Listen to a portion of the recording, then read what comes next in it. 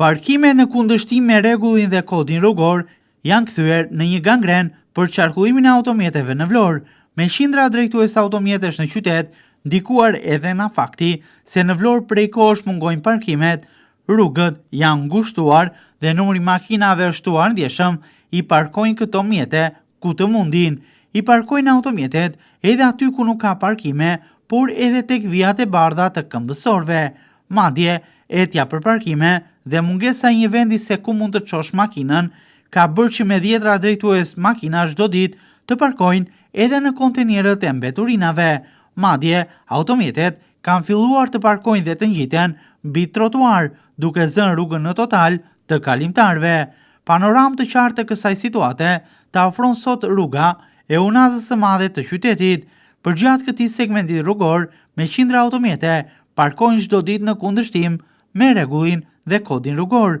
Më kaotike paraqitet situata në segmentin rrugor tek bishti i Kallëdrëmit, ku qarkullimi i automjeteve çdo ditë është tejet i rënduar për shkak të parkimeve të automjeteve në kundërshtim me rregullin dhe kodin rrugor. Madje në këtë pjesë të rrugës së unazës së madhe të qytetit parkojnë aty edhe mjete të tonazhit të rënd, të cilat furnizojnë marketet apo bizneset e zonës. Në zonën e bishtit të Kallëdrëmit, parkimet e automjeteve lejohen vetëm në njërin krah të sensit të qarkullimit rrugor, por siç ndiqni edhe nga pamjet, me qindra makina aty parkojnë çdo ditë nga të dyja anët e rrugës, duke penguar qarkullimin rrugor të automjeteve. Parkojnë automjete edhe aty ku nuk ka vijëzime, të cilat tregojnë se lejohet parkimi. Madje në segmentin rrugor ka edhe tabela vertikale të sinjalistikës, të cilat tregojnë se nuk duhet lejuar të parkohet aty, por pavarësisht kësaj, mjetet parkojnë të pashjetësuar as pak